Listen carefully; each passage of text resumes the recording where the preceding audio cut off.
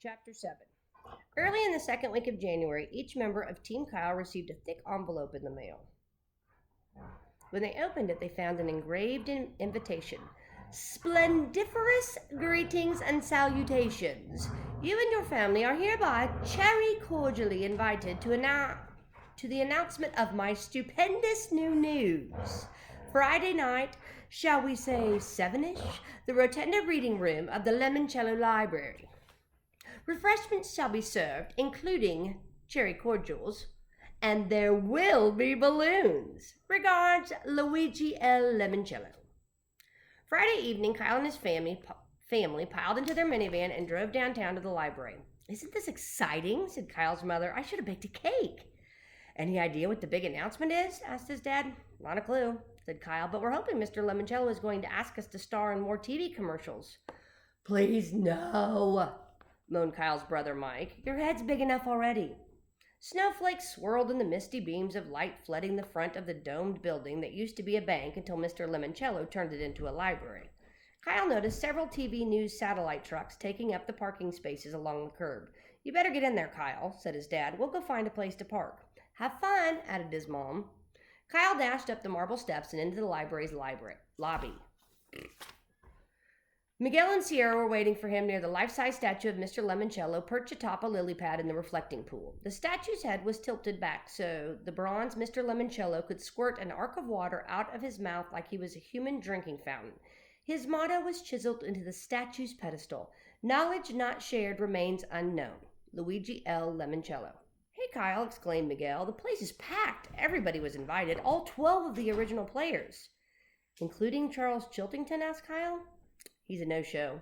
I hope Andrew Peckelman doesn't show up either, said Sierra with a slight shiver. Peckelman had been Chiltington's ally in the escape game and had tricked Sierra out of her library card so he could spy on Team Kyle. He was definitely invited, said Miguel, but he won't be coming. Ever since he got kicked out of the game, Andrew doesn't really like libraries. He even quit being a library aide at school. That's sad, said Sierra. You guys, said Akimi, coming in from the Rotunda Reading Room, there are all sorts of TV news crews inside, including that reporter from CNN. Which one? The guy with the hair. And there's food in the Book Nook Cafe, said Miguel. Tons of it. So why are we hanging out here, said Kyle. Let's go. The four friends hurried under the arch that led into the vast Rotunda Reading Room. The rotunda was packed. Clusters of brightly colored balloons were tethered to the green-shaded lamps on the reading desks, and hidden surround sound speakers blasted a brassy, heroic fanfare.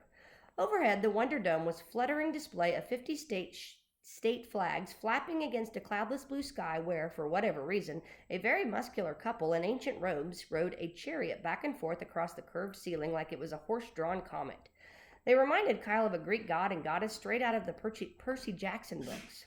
Wow, said Miguel. Do you think Rick Riordan's going to be here? That'd be awesome. All the animated action was displayed on 10 wedge-shaped, high-definition video screens as luminescent as any sports arena scoreboard. They lined the underbelly of the building's colossal cathedral ceiling like a glowing slice of pie. Each screen could showcase individual images or join with the other 9 to create one spectacular presentation. Whoa, said Akimi. Check out the statues. They're hardly wearing any clothes. And, said Sierra, they look like they're made out of marble, right? See-through marble. Tucked beneath the 10 Wonder Dome screens and arched niches were 10 3D statues glowing a ghostly green. Holograms. They all remind me of Hercules, said Kyle, taking in the dizzying array of muscular wrestlers, javelin throwers, discus flingers, and runners, except for the lady with the horse.